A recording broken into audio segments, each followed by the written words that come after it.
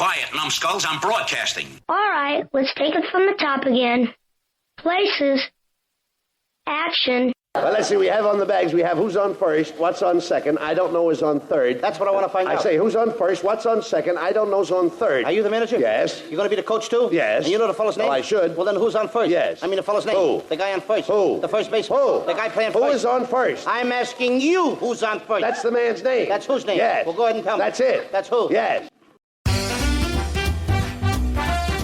Hello again, everyone, and welcome back to another edition of Classic Radio Rewind. I'm Barry Slinker. Classic Radio Rewind brings to you a solid hour of great old-time radio and is brought to you each week by the WOTR Radio Network. Later, we'll hear from The Whistler from 1949, but first up is The Red Skelton Show, starring none other than Red Skelton. Red portrays Deadeye, Cauliflower McPug, and Junior, the mean Widdle Kid. From November 7th, 1951, this is The Red Skelton Show with, you guessed it, Red Skelton.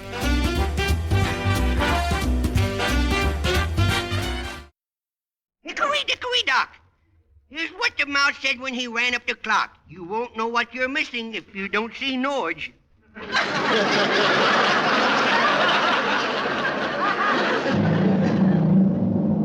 Transcribed from Hollywood, Norge, a division of Borg Warner, manufacturers of America's most modern automatic and wringer washers, water heaters and home freezers, gas and electric ranges, originators and world's largest manufacturers of self-defrosting refrigerators. Norge presents The Red Skelton Show.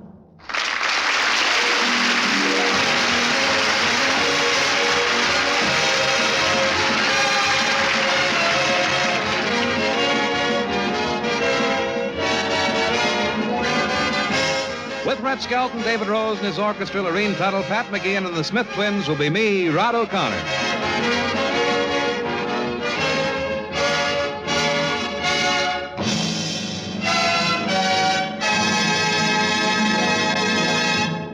And now the star of our program, Red Skelton.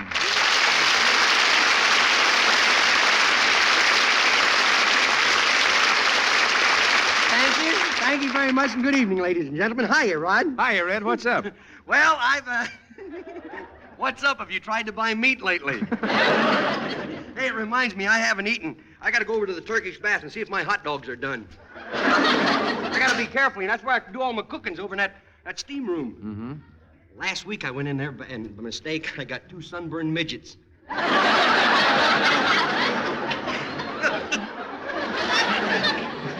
It stinks. Yeah, it does. Look, just read. Don't agree. Well, you know, there must be a more honorable way of making a living. You mean than what we're doing right here? That's right. Oh, yeah. Mm-hmm. You're right. Hey, how about you and me getting in a little business and we kind of team up, huh? Well, what sort of business did you want to go into? Well, I don't know. Should be something that we're both capable of doing. Oh, no. I'm not going back to Fresno to those wine factories. I used to be known as Redfoot. I used to stomp grapes, you see. My feet were so big, you know. You know, you think I got big feet, though? You should see my father. He's got feet so big he has to put his pants on over his head. Well, let's see. Let's look through the want ad section of the morning paper and see if there are any businesses for sale. Oh, a bully idea, bully. Good show, good show. You were in England too long. Yeah, England. You can see I haven't been wasting my time looking at those British pictures on television. Bully. Hey, get a load of this item in the personal column here. It says, young man with pet skunk would like to meet young lady with airwick. Well, that should be a whirlwind courtship.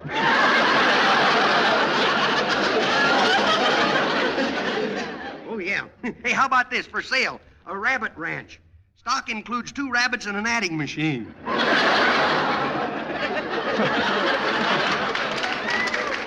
Hey, we don't want a business like that. You have to count them every day or they get ahead of you. Yeah. This one looks good. Yeah. High-class restaurant in exclusive neighborhood. Owner must sell because of ill health. Probably been eating his own food. Hey, let's call that restaurant and see what's cooking, huh? Now, what would we do in a restaurant? Well, I don't know. I love to cook. Remember the birthday cake I baked for you? I sure do. The only part I could eat was the candles. You kidding? Boy, I can really cook. You may not believe it. Any of you ladies got a pencil and paper, take this down. I'll give you a recipe for a cake that's wonderful. You take a pound of flour, see? Mm-hmm. And then you take 4 eggs, just the whites. You add the yellows later. And then you take a cup of sugar and some shortening, and you mix it up real good. And then sprinkle paprika all over that. Bake in an oven temperature of 500, the finest slab of Italian marble you've ever tasted. In fact, I think I could sell that recipe to CBS. They can make a cornerstone for their new studio. Well, maybe we better just stick to the jobs we've got, Red. What do you say? Oh, if the sponsors heard what's going on so far, we may not even have a job anymore. We'd better call on Dave Rose to save us. Dave, strike up the band and let's hear your arrangement of The Portrait of a Flirt.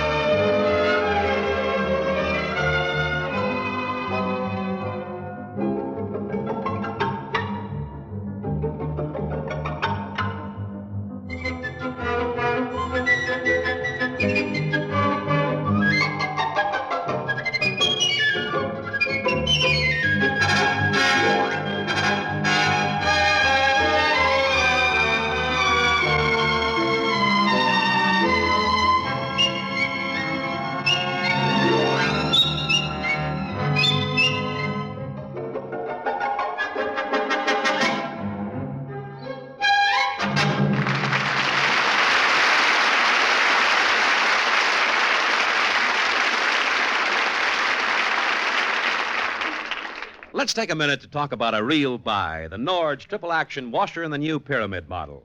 It's not only streamlined in looks, it's streamlined in action, too. The trouble with most wringer washers that have the new full-length skirt instead of legs is they're too easy to tip over. But not this new Norge pyramid model. Norge is the only streamlined wringer washer designed with a wider base and 5 instead of the usual 4 casters. That prevents tipping. But this new Norge doesn't take up any more floor space, and it rolls just like a baby carriage. Or you can anchor it from either side instantly because 2 of the 5 casters are self-locking. Now then, what about the washing action? Norge triple action agitation has always been famous for getting clothes cleaner and doing it faster. Norge really gets the deep down dirt, but it does an average load in only 7 minutes. I wish you'd compare this new Norge with any other wringer washer on the market, for you won't know what you're missing if you don't see Norge.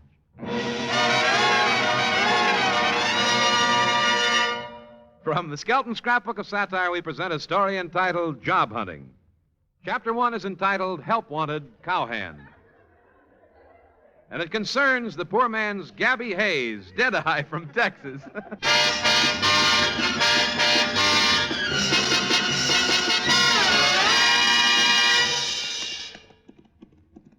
Hey! Hey, you, Deadeye! Whoa! Whoa! Oh, come on, First one!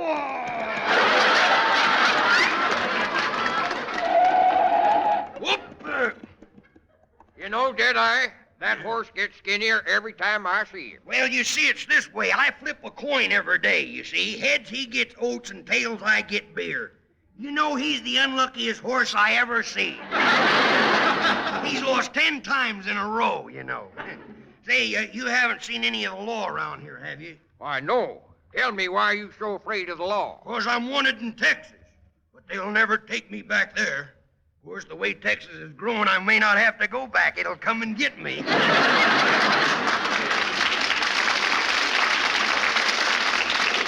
Thank you, representatives from Dallas.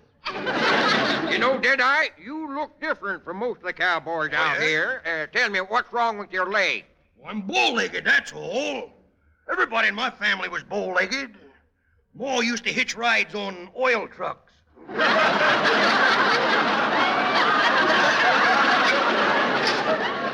Well, I haven't got time to stand here and chat.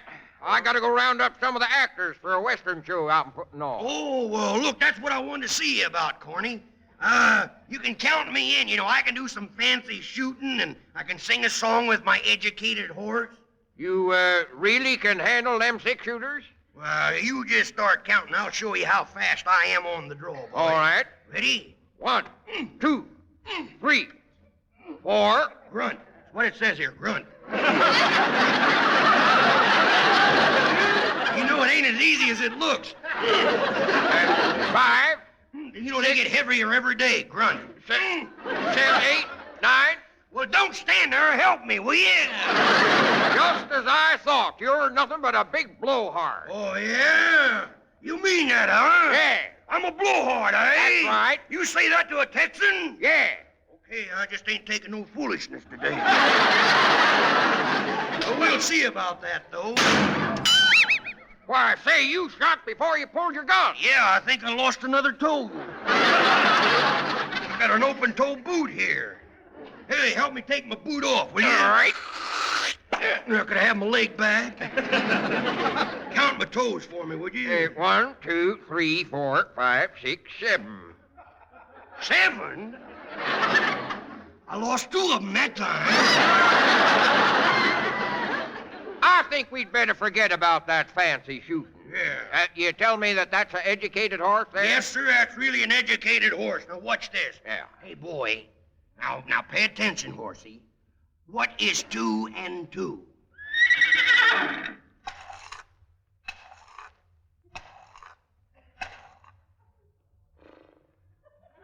Come on, boy, one more.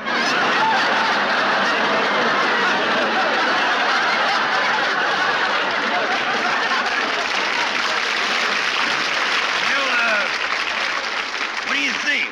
Well, thanks just the same, Deadeye, but this is a play we're putting on. I only need actors, so thanks just the same. Okay, giddy up, boy. Giddy up.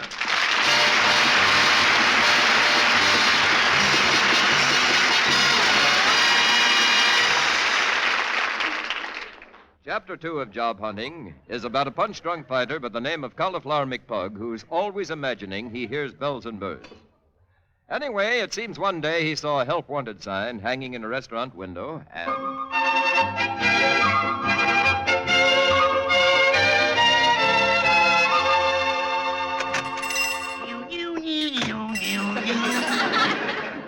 Do the walking, boy. Do the walking, boy. Do the walking, boy. I sound like Margaret being dragged through a knothole, don't I? Hey, you ought to have a bell put on that door, and then you can tell when somebody comes in. Get smart, boy. Put a bell on that door. Well, there is a bell on that door. Didn't you hear it ring when you came in? What are you, a white guy, Dumpin'? You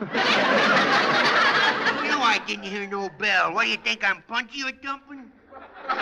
Hey, what are you running, a pet store here? Them parakeets are making an awful lot of noise. Cauliflower, for your information, this is a restaurant. Well, from what I'm hearing, you're catering to nothing but boys. Why don't you wait on them canaries? They're singing for their tuppence. I saw you looking at that sign in the window. Is that what you came in here about? Yeah, that's what I came in about. Yeah, I came in to see you about that sign. How long does your clearance sale last? Well, the sign doesn't say anything about a clearance sale. It says short order cook wanted. Can't you read? Well, sure, then step aside. Here comes the super chief.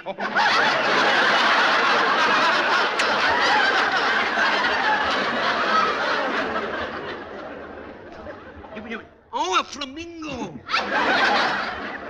What did you ask me just a minute ago? Would you mind you were doing that again? I said, can't you read? Sure, I can read. I can read reading, but I can't read writing, you see. That writing is rotten. I put that on. Hey, grab an apple for the teacher. The school bell's ringing again. How punchy can you get? Huh? I said, how punchy can you get? Well, I don't know. That's pretty hard to tell. I'm still rather young, you know. You say you need a cook on this place. How about hiring me? Well, what do you know about cooking? I know plenty, boy. Yeah? I did 3 years of KP in the Army. I used to cook food for the whole regiment, and they just loved it. Some of the boys, they just licked my hand. I was the pride of the Canine Corps. The Canine Corps, huh? Yeah. What were you, a dog face? That's cute, that's cute.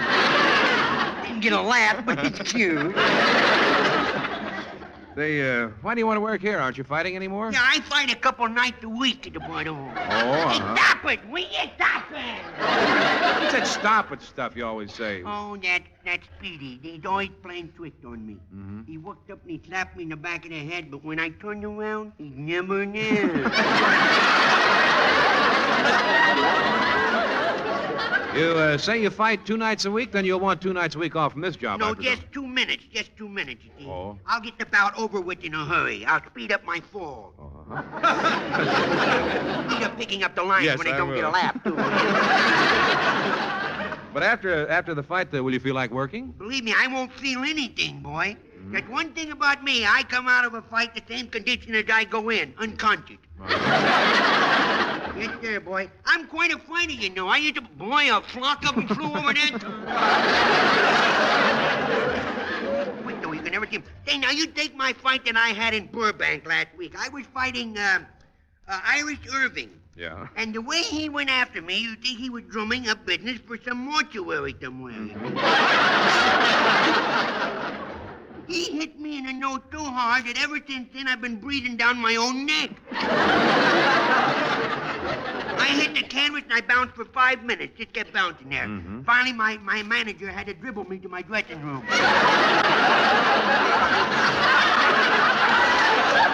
I like them better when they're not there, you see. Well, no wonder you walk around on your heels. Your brains are scrambled. Oh, you think I'm punchy, huh? You ought to see that rattler I room with. Yeah? That long-haired monkey. Yeah? Him in them beautiful bathrobes he Yeah. runs around in all the time. That poor Tucker is really good. What's the matter with him? Oh, he likes to show people how he's nuts about flying in airplanes, you see. And he's always flying all over town just to show everybody how good he is. Buzzing the neighborhood. Oh, that poor Tucker. Well, what's wrong with that? He ain't got no airplane.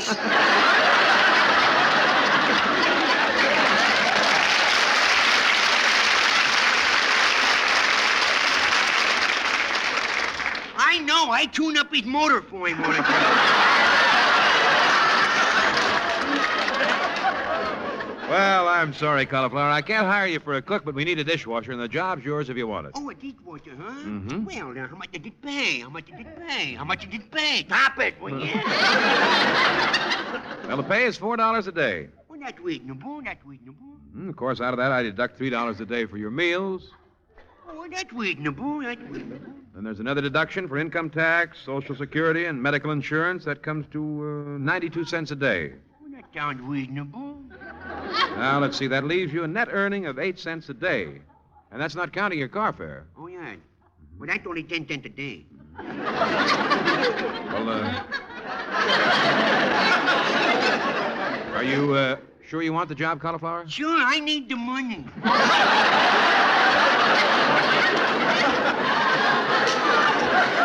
Cauliflower, On second thought, I don't think I can use you as a dishwasher. Oh, okay, ain't nothing of a thing. I gotta run anyhow. I'm a volunteer fireman, and I've heard a third alarm bell ringing for an... I'll see you later. I gotta go. Okay.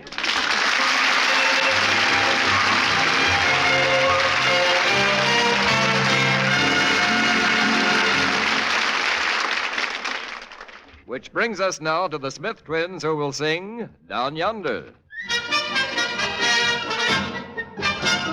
Down yonder someone beckons to me. Down yonder someone reckons on me. I seem to see a racing memory between the Natchez and the Robert E. Lee. Swanee Shore, I miss you more and more every day, my mammy land. You're simply grand down yonder when the folks get the news. Don't wonder at the hullabaloo. There's Daddy and Mammy, there's Ephraim and Sammy, waiting down yonder for me. Way down yonder in the land of cotton, waiting for me. Way down yonder where I'm not forgotten, just wait and see. I seem to see a racing memory. Oh, way down south between the Natchez and the Robert E. Lee. Swanee Shore, I miss you more and more every day, my mammy land. Gee, you're simply grand down, way down yonder when the folks get the news. Don't ever wonder at the hullabaloo. There's Daddy and Mammy, there's Ephraim and Sammy, waiting down yonder for, waiting down yonder for, waiting down yonder for me.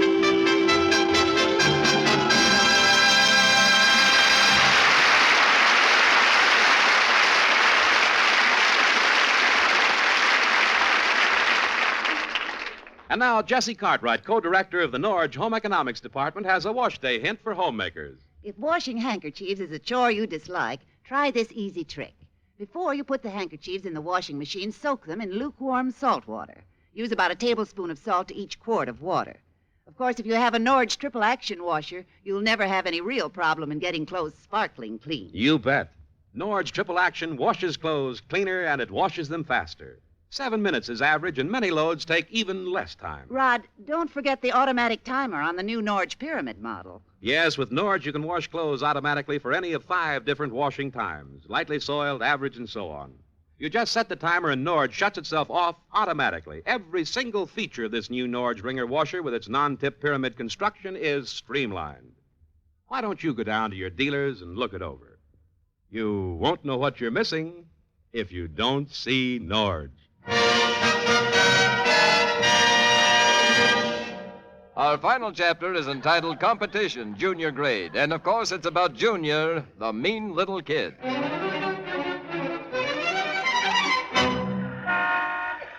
there's that fat Joe O'Connor standing in front of his new restaurant. I gotta talk to that guy.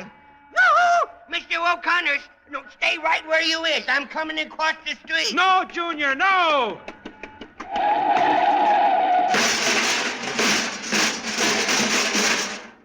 Good heavens, I better see if he's all right. Junior, are you all right? No, I didn't get a scratch. But did you notice that Cadillac wearing that off-the-shoulder Chevrolet?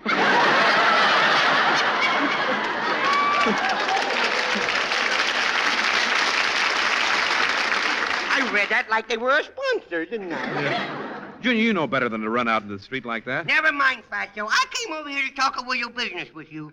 Let's step into your place of establishment here. Mm-hmm. Well, come on in, Junior, but don't slam the door because I just put a new glass in it and it might break. Oh, you can't break a glass by slamming the door. Oh, yes, you can. I can? Well, thanks for your permission. Junior, how could you? Well, you told me I could. Now, if you want another demonstration, you'll have to put another glass in that door. For 2 cents, I'd give you a whipping. I should give you 2 cents for a whipping. I can get all I want for home for nothing. Go on away and don't bother me, Junior. I'm busy. Yeah, you're busy. That's what I happened to come over to see you about, Fatso. I'm sorry to say, but this restaurant has to go.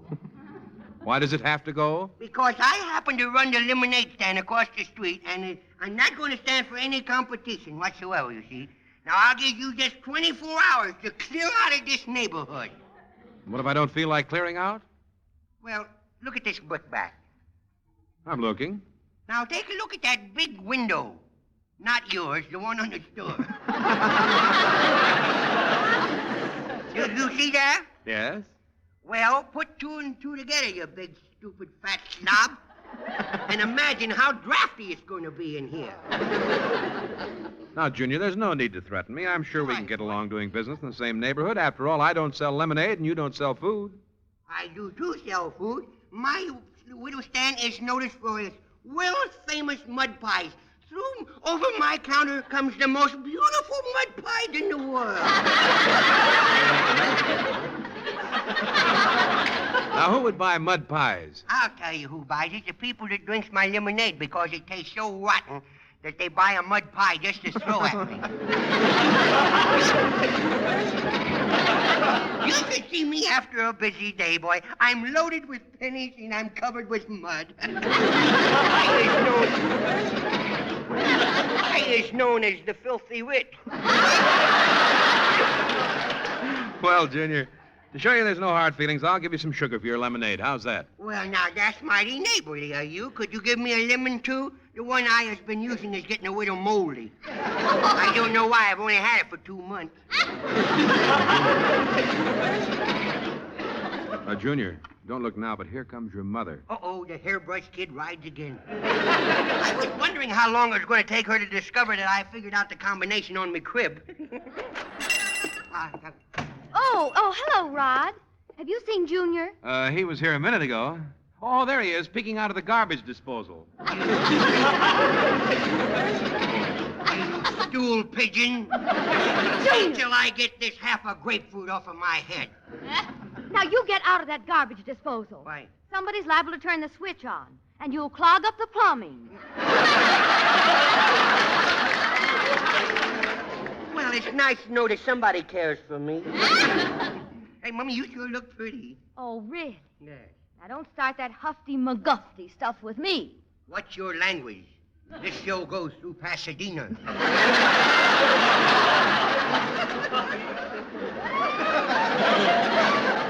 Oh, stop trying to change the subject. How many times have I told you never to cross that street alone? Rod, what am I going to do with him? Well, I know a good taxidermist where you could have him stuffed cheap. Oh, Rod. How can you ever think of such a thing? He wouldn't look good hanging over the fireplace. Well, now, look, if you're both so anxious to stuff me, how about doing it with ice cream and cake or a piece of pie or something? That banana pie, cream pie, that looks Junior, now get your hands off of that pie. No, I want it. I'm going to stuff myself so you Junior, can hang me stop over the fireplace. tugging. Now Let stop. go of me, Mummy. You folks have ever watched those comedies on television, you know how this is going to end. No? Now let go of that pie. Okay, you asked for it. Oh! Junior! When you said let go, the first time I've ever enjoyed obeying you. Just wait until I get my hands on you. No, you never take me He's going out alive. the back door. Don't slam it, Junior. Well, that's funny. It didn't break. Let's face it, they don't make glass like they used to. Let's face it.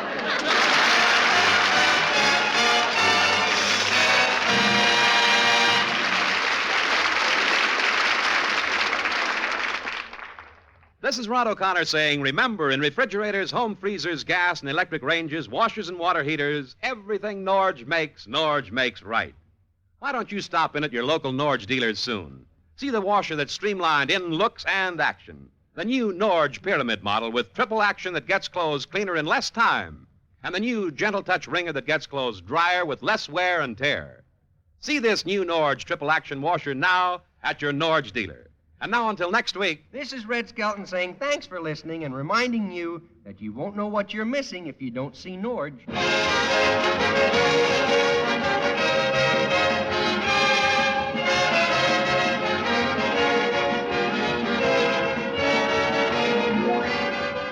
Join us again next week for the Red Skelton Show.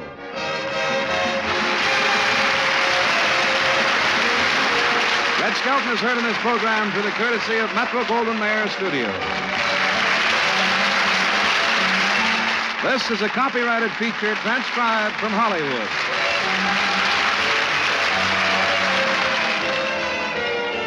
This is the CBS Radio Network.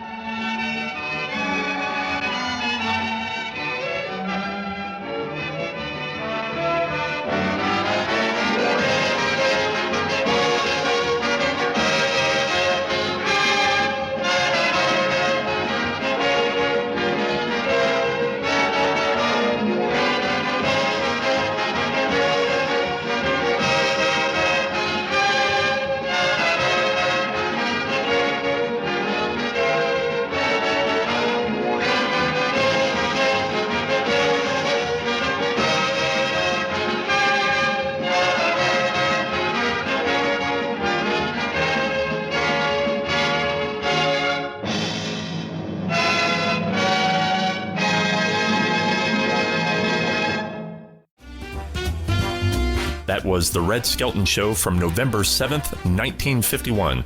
We'll have more from Classic Radio Rewind when we return with The Whistler in just a moment.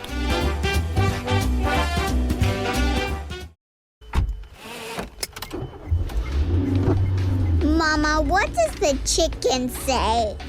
Chicken. Oh, okay. When the wolf? Oh, a wolf.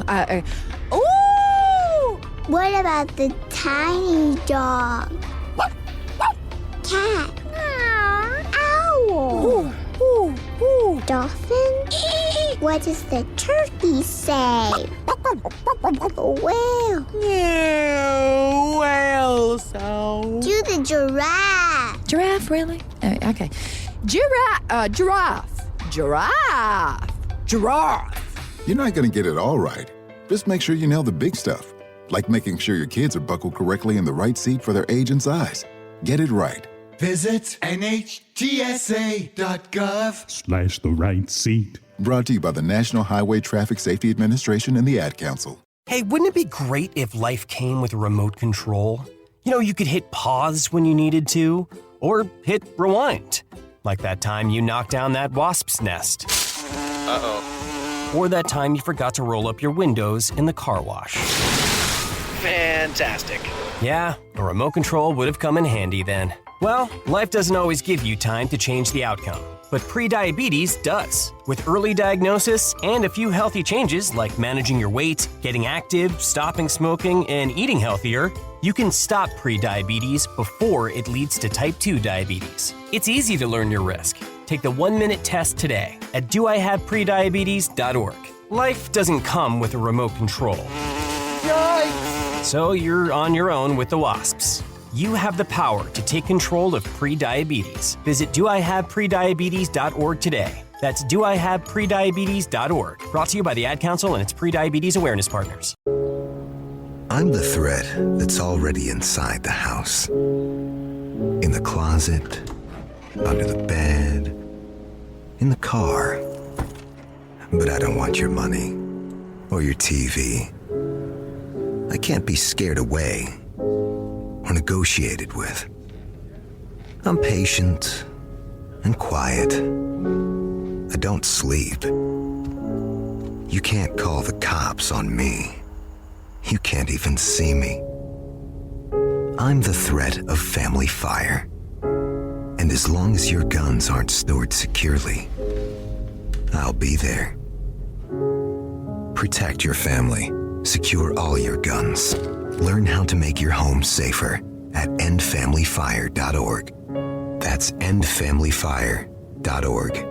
A public service announcement brought to you by Brady and the Ad Council. Welcome back to Classic Radio Rewind. I'm Barry Slinker. Coming up next is an episode from The Whistler starring Gerald Moore. Two blackmailers find themselves pitted against each other. From March 20th, 1949, this is The Whistler with the death of Mr. Penny. The Signal Oil Program. Yes, the Signal Oil Program. The Whistler.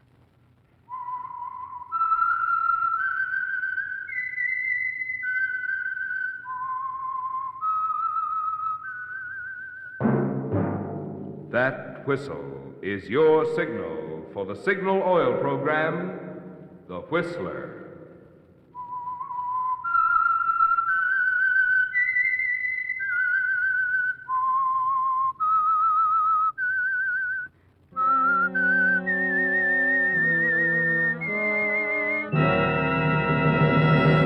I am the Whistler, and I know many things, for I walk by night.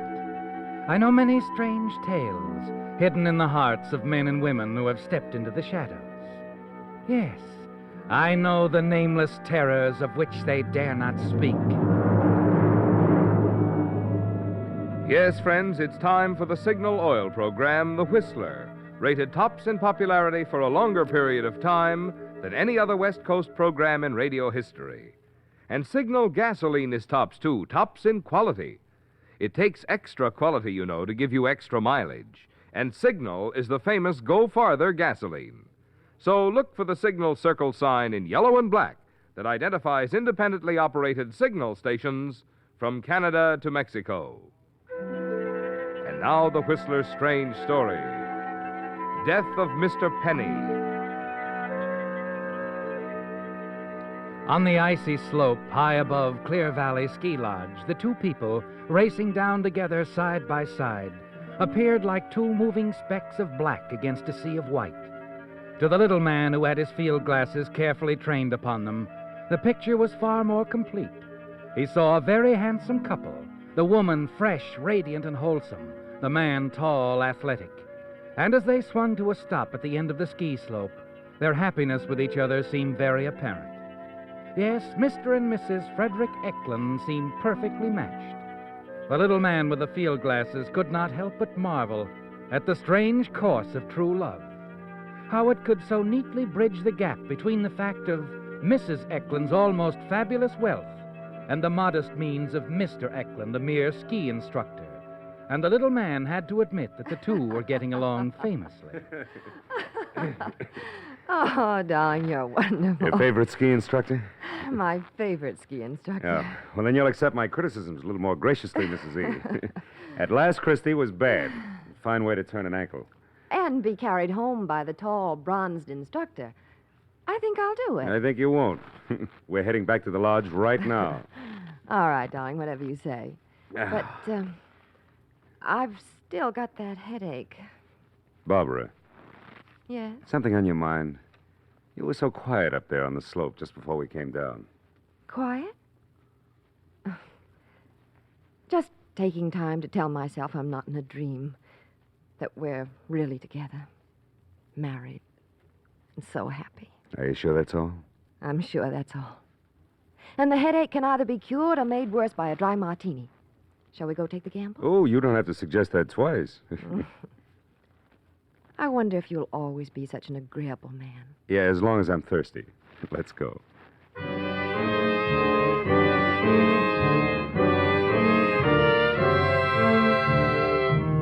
An agreeable man. Yes, Fred, you've been that with Barbara, haven't you? That and more. And you know that she appreciates it, that you've made her very happy. But you also know that there is something disturbing her this afternoon. Something more than a simple headache. You worry about it yourself. Bring it up again as the two of you sit by the roaring fire of the lodge and look out at the landscape through a giant picture window. You, still don't feel any better, dear? No. I'm afraid I'm going to have to go upstairs, nap for a couple of hours before dinner. Mind? You know I don't. What will you do to amuse yourself? Oh, look at the scenery. Well, that's not novel enough. You know it too well. Oh, no. I see something different every time I look out the window. Here, I'll prove it. Did you ever see anything like that? I don't see what... Yeah. You mean that little man on the terrace? Uh-huh. The one with the field glasses. Looks like an African explorer. Now, you can't say I see anything like that every day. No, but I didn't mean people. Frederick, if you don't mind, I'm going upstairs right now. Oh, but you haven't finished I'm sorry, darling. I don't want my drink. Oh. Well, I'll go up with you, dear. No, please, Frederick, Hmm? you could do something for me. That new book I want. The manager said they have it in the village now. Oh, I'll drive right down. I'll get it for you, dear. Glad to. But, are you sure you're all right? Oh, I will be. Just give me an hour. I'll be bright as a new penny. Bright as a dollar. By dinner time. Sounds worth waiting for. Go ahead, darling. Thanks, darling.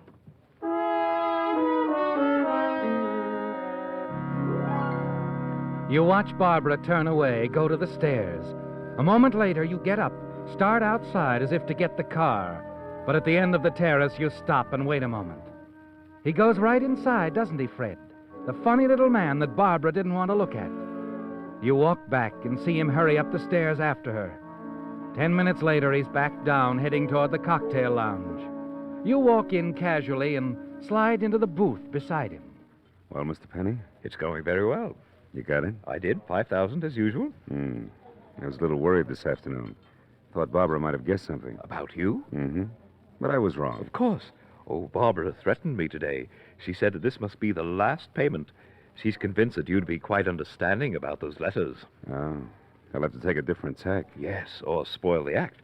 Oh, they're really nothing, you know, the letters. She just feels that you'd be very hurt if you ever knew there'd been another man in her life once, a married man. I hurt. You know, Freddie, you are the odd one. Long as I've known you, I always marvel. What is it that keeps you from simply presenting your case to these women, demanding all the money you want? Obviously, my dear Penny, you'll never know women. There are things that cannot be told. One of the things is that love alone is not sufficient to hold their man. You're right, I suppose. Well, I've always left that part of it to you. Yeah, and let's keep it that way, huh? I'll take care of the romancing. You stick with the business end of the deal. If you don't mind, I'll take my half of the money now. To be sure, Freddie. To be sure.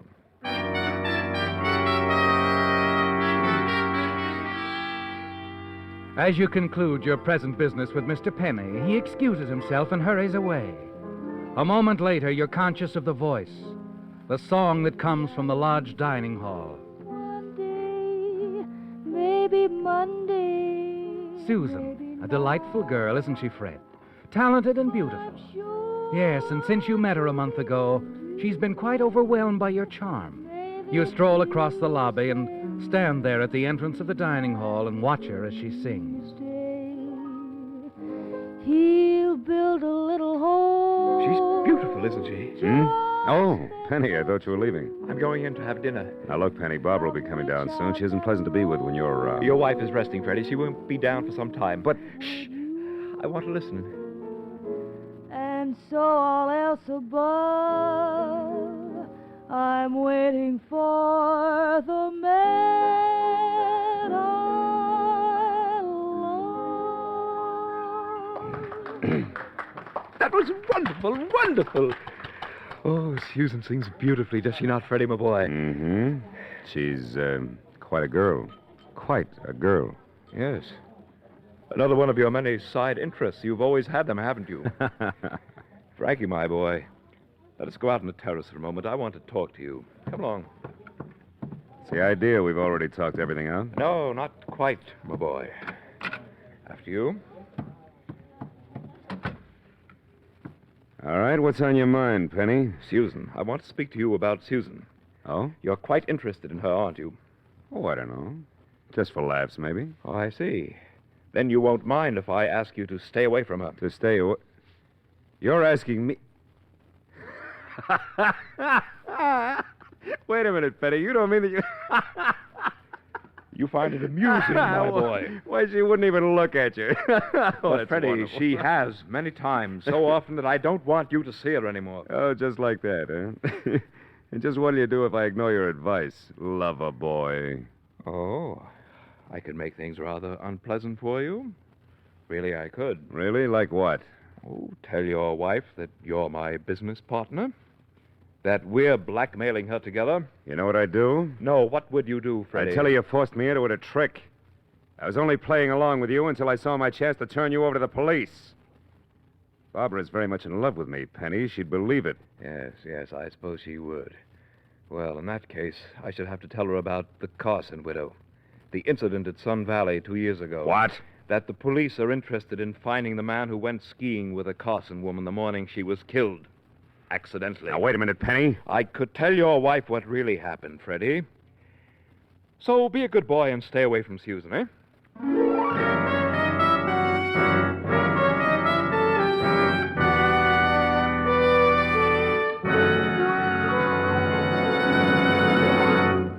With the prologue of Death of Mr. Penny, the Signal Oil Company brings you another strange story by The Whistler.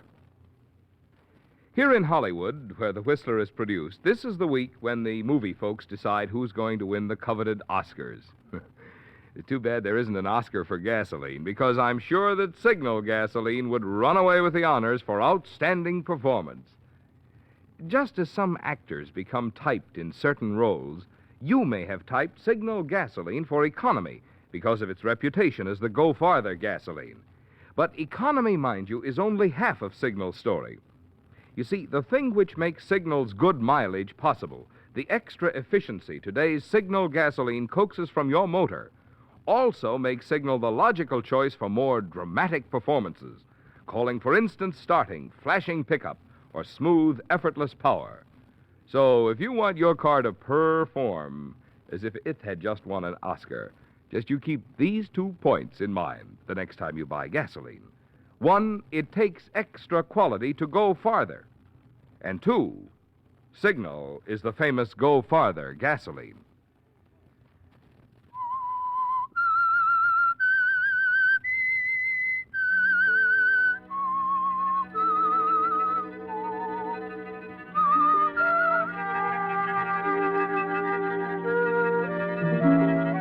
It came as a shock, didn't it, Fred? Mr. Penny's warning. And you wonder if your odd little partner really means to carry out his threat, to make trouble for you if you continue to see Susan. He could make things quite difficult, reviving the Carson incident at this time. It would never do if your wife Barbara found out about that, would it? But in the days that follow, you decide to risk it, to test Mr. Penny's threat. And then one evening at the lodge, as you sit in the cocktail lounge with Barbara... Fred? Yes, dear? Did you happen to run over to Shelville the night before last? Shelville? Why, no. Betty mentioned it this afternoon. She and Greg thought they saw you there. No, they were mistaken. Oh, I did go down to the village here. That's the night I ran into Higby, an old friend of mine. You remember, darling, I called you, told you I'd be late getting back. Yes, I know. As a matter of fact, Higby and I spent most of the evening at the Buckhorn Cafe talking over old times. See here, Barbara, you don't think I'd lie. Of course not, darling. You know how Betty is, wrong as usual. See if you can get the waiter, will you, dear? I think I'd like another brandy before turning in.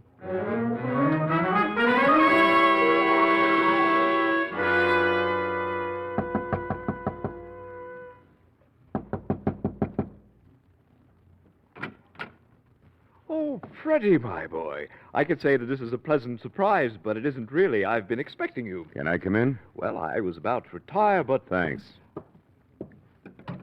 I won't take up too much of your time. Oh, no hurry. Fix yourself a drink, my boy. Thanks again.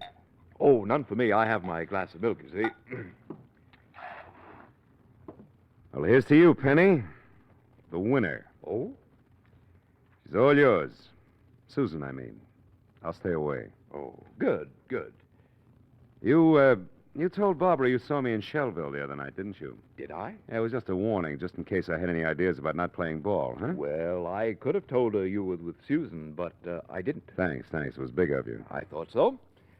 However, Freddie, my boy, if you insist... I know.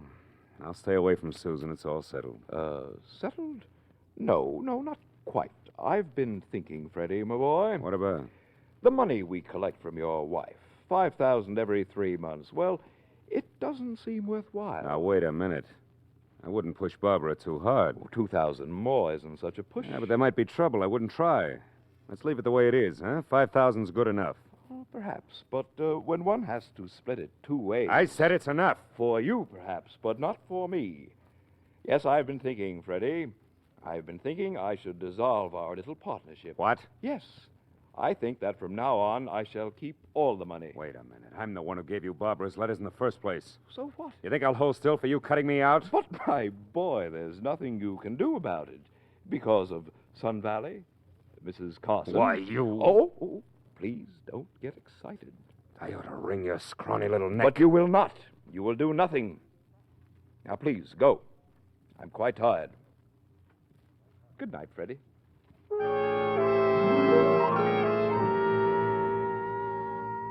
For a moment you stand there, staring at the little man. You watch him as he calmly drops a sleeping capsule into the glass of milk.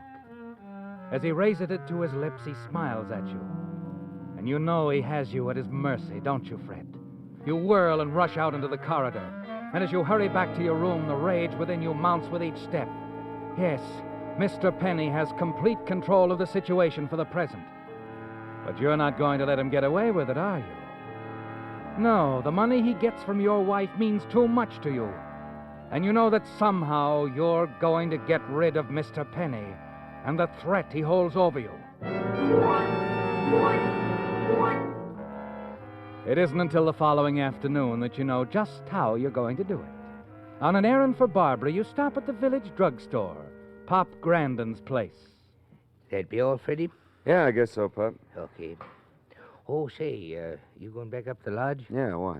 I wonder if you'd mind dropping off a prescription for me. Oh, of course not. You can just drop it off at the desk. Come on back. I'll make it up right away. You walk with Pop Grandin to the back of the shop. Watch him as he prepares the prescription. Then your eyes wander over the shelves lined with bottles. At the far end of the lower shelf, you see a bottle filled with tiny red capsules, just like the one you saw Mr. Penny drop into the glass of milk last night. Oh, dreaded the telephone. Excuse me, will you, Freddie? Oh, sure. I never saw it to fail. Every time I get back here, that doggone phone has to ring. Couldn't have picked a better time.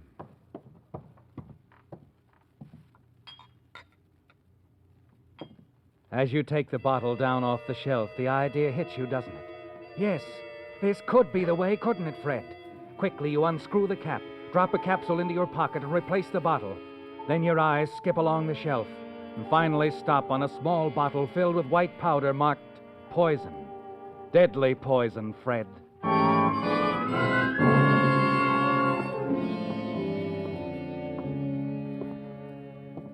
Sorry to be so long, Freddie. That was Mrs. Ferguson, and you know how she is. Talk.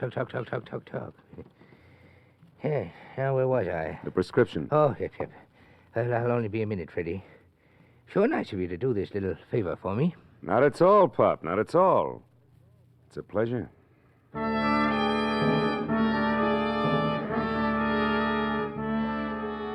You're thankful that Barbara is out when you return to your room at the lodge. Quickly, you empty the contents of the red capsule into the wash basin. Then you fill the capsule with a white powder you took from the shelf at Grandin's drugstore. Moments later, you leave the room, the capsule containing the deadly poison safely tucked away in your pocket.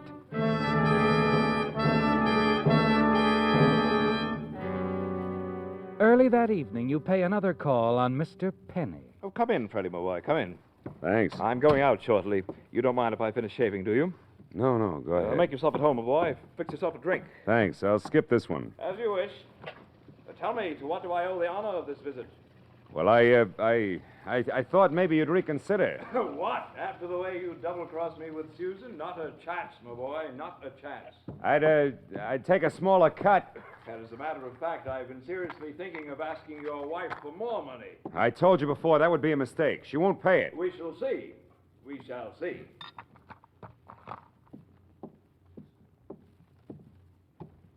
What are you doing, Freddie? Oh, just looking at this magazine on your nightstand. Holidays, huh? Planning a trip? Perhaps. Oh, look, Penny, I need the money. Why can't we make some sort of arrangement? You're wasting your time, my boy. This is too good a thing for me to share with anyone.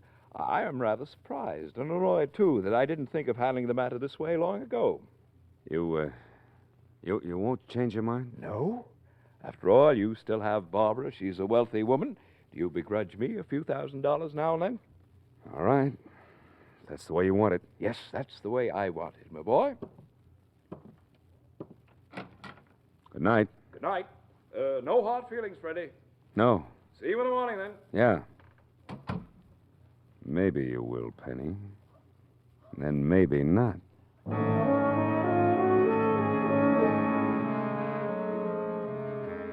It's done, isn't it, Fred? There were only 4 capsules in the box. You replaced one with a capsule containing the deadly poison. And now all you can do is wait. And you know it won't be long, for Mr. Penny takes a sleeping capsule every night.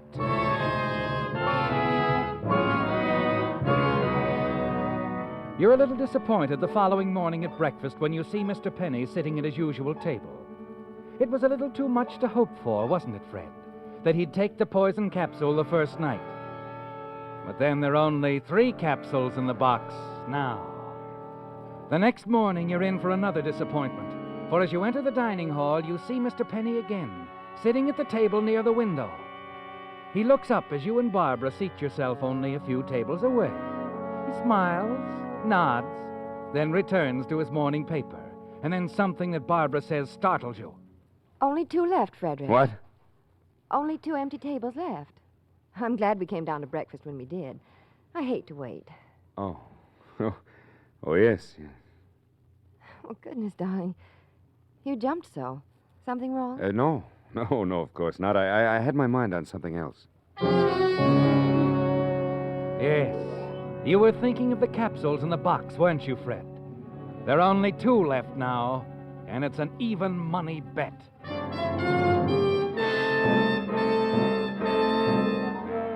However, the following morning when you arrive at the dining hall, Mr. Penny is absent. It's almost 11 o'clock when you and Barbara leave your table, and there's been no sign of him. You're sure he's dead, and you're free at last, aren't you, Fred? Yes. With Mr. Penny out of the way, the Sun Valley incident is closed. It'll be a simple matter with your connections to find someone more trustworthy than Penny to do your blackmailing. As Barbara hurries upstairs for her scarf, the desk clerk calls out to you. Oh, Mr. Eklund. Yes? What is it? A message for you, sir, this envelope. Oh, thank you. For a moment, you're puzzled. Stare at the envelope. Then you rip it open.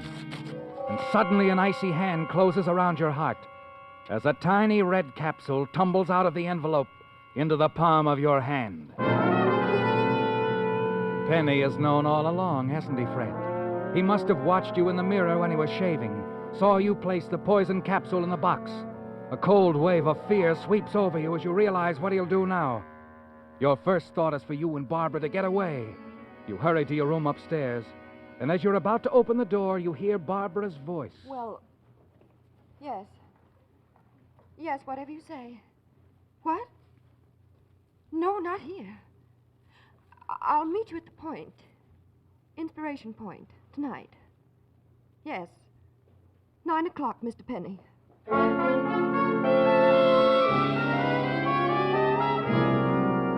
Mr. Penny isn't wasting any time getting his revenge, is he, Fred? Your first thought is to get away, and then suddenly you realize it's useless to run. He'd find you and Barbara sooner or later. No, you've got to take care of him now, once and for all.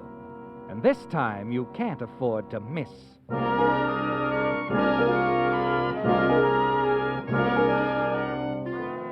That night, you're standing in the shadows of the fir trees near the point. You see Barbara hurrying up the path. Mr. Penny is not far behind. Hello, Penny. What? Oh, it's you, Freddie. What are you doing here? I could ask you the same thing, but I know what you're doing here. Too bad you'll never keep that appointment with my wife, Penny. What? Take a look down there. It's an awful drop, isn't it? What are you going to do? You're a smart little operator, Penny. You ought to be able to figure that out.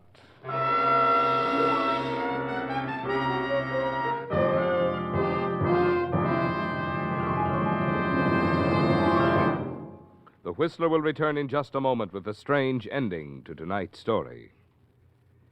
When you passed a signal service station during the past few days, you may have noticed the picture of the happy bluebird on the sign outside. Well, Mr. Bluebird is there to remind you that if you want your motor to sing this spring, you'll be wise to make your next oil change a change to the improved type Signal oil that does so much more than just lubricate. Signal Premium Compounded Motor Oil. Well, naturally, Signal Premium has 100% pure paraffin base, the finest lubricant known.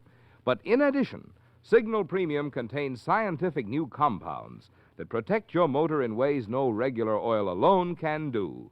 For instance, one compound in Signal Premium Compounded Motor Oil actually cleanses your motor of carbon, gum, and varnish. A second compound in Signal Premium protects costly bearings from corrosion. And still other compounds do other important jobs to keep your motor happy as a bluebird. Good reason, I'd say, to make your spring oil change a change to Signal Premium Compounded Motor Oil. Sold only at Signal service stations. It's all over, isn't it, Fred? Mr. Penny is out of the way at last. The threat he held over you is gone, and now you're free. Back at the village, the Buckhorn Cafe, you spend the next several hours chatting with old friends, and then, shortly after midnight, you return to the lodge to your room. As you enter, you're surprised to see Barbara pacing up and down. Oh, Fred, where have you been? At the village, dear. I told you I had to... Did you hear about it? The accident? Oh, the man who fell off the cliffs, yeah. They were talking about it in the lobby when I came in. Matter of fact, the sheriff is down there now talking to the manager. man's name was Penny. You knew him? Yes. He was blackmailing me, Fred. What? He came to me about a year ago with some letters I'd written. Foolish letters. He wanted $5,000 for each one. I laughed at him. They meant nothing to me, and I threatened to call the police. You threatened? Yes, I threatened to. But then Mr. Penny showed me some other letters. A woman's letters. Mrs. Carson. Mrs. Carson? Her letters to you, Fred. When you're at Sun Valley. He said the police would be anxious to see them. I couldn't believe you'd done anything wrong. But then when he said send the letters to the Idaho police, I was afraid. He's been blackmailing you all this time because of those letters to me? Yes. Barbara, listen to me. I've got... It's not true, is it, Fred? The skiing accident, you didn't kill it, did you? He told you that? This morning, yes. He called me on the phone, told me he could prove it, that you'd killed it, and made it look like an accident. That's not true. Oh. Then he was lying. Oh, I knew it, darling. I knew it all along. But I agreed to meet him at the point tonight. He said he'd bring all the proof I needed. Letters, documents, all the evidence. He had all that with him tonight? Yes. But he never arrived. He fell off the cliffs on the way. Yeah. Yeah, he fell off the cliffs. Oh, darling. I'm so glad Mr. Penny was lying. If he'd had any evidence on him, the police certainly would have discovered it when they found his body. Wouldn't they? Yeah. Yeah, I guess they would.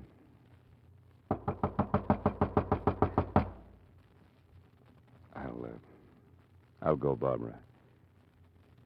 I'm sure it's for me.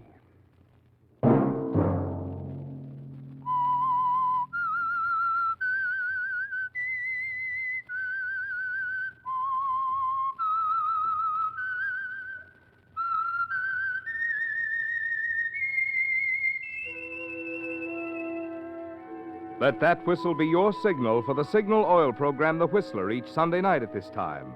Brought to you by the Signal Oil Company, marketers of Signal gasoline and motor oil and fine quality automotive accessories.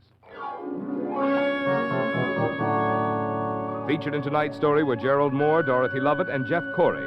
The Whistler was produced by George W. Allen, directed by Gordon T. Hughes, with story by Joel Malone and Adrian Jondeau, and music by Wilbur Hatch. All characters portrayed on the Whistler program are fictional. Any similarity of names or resemblance to persons living or dead is purely coincidental. This is CBS, the Columbia Broadcasting System.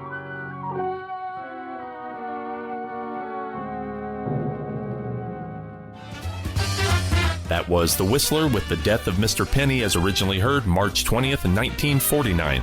One last programming reminder that coming up tomorrow, August 20th, Old Time Radio USA celebrates National Radio Day with a marathon of the Fibber McGee and Molly Show beginning August 20th at 6 a.m. E.T., so join us in celebrating National Radio Day and let's have some fun. And that brings this episode of Classic Radio Rewind to a close. Don't forget to hit that like and subscribe button on your favorite podcast app to let us know what you think of the podcast. And until next week, for Classic Radio Rewind and the WOTR Radio Network, this is Barry Slinker saying goodbye for now.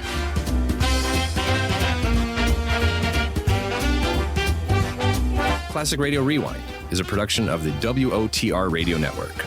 For more Classic Radio Rewind and to listen to any of the WOTR Radio Network stations, go to www.wotrradionetwork.com.